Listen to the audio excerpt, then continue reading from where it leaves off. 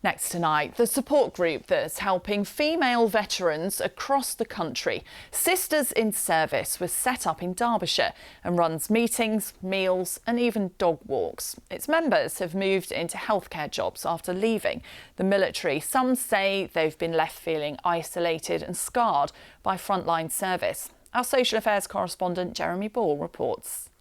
What's this one? This is the Quarank one. Memories of a life before Civvy Street, serving on the front line. I've got exactly the same. Bex is proud of what she achieved in the military after training with Prince Harry, but frustrated that so many still see it as a man's world.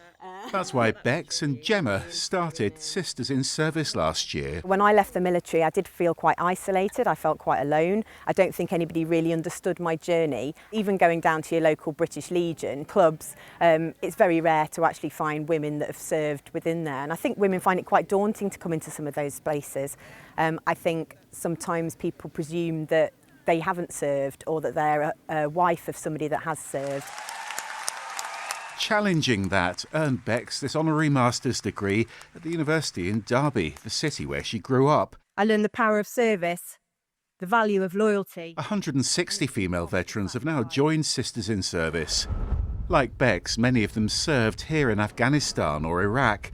Mel wasn't in a fighting role, but she was still in the line of fire. You often hear the term pen pusher for us clerks that were out there, but particularly in Iraq, I would go out on search patrol as top cover, so standing on a vehicle with my rifle, providing cover for the driver, and then if we needed to carry out searches on civilians, being used for the females. Bex went out to dangerous remote bases in Afghanistan and frequently came under attack on another of her deployments. In Iraq, quite often I'd be awoken in the night with mortars being dropped within sort of metres of where I was sleeping. So I managed to avoid anything particularly catastrophic, although my laundry did get blown up one time. So when anybody has ever served in somewhere like Iraq and Afghanistan, I think it will always leave some scars. It is okay to ask for help. They're trained to not show any weakness. They have to be as good as the men, their counterparts, if not better.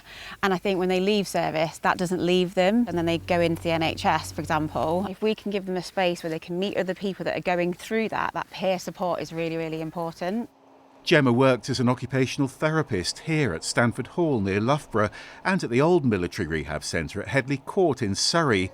And after Mel left the British Army, she worked there too. Really personal, because my husband was still out on operations in Afghanistan, but members of his regiment were then coming back to Headley Court, so members of the Light Dragoons that were friends of my husband were then patients, so I was having to look after friends as patients. You know your husband's still out there? Yeah, absolutely. And that must have been terrifying. Yes, and I'm also pregnant. That laughter is a huge part of dealing with the scars of what they've experienced together as they face new challenges in healthcare jobs back home. Jeremy Ball, BBC's Midlands Today, Derbyshire.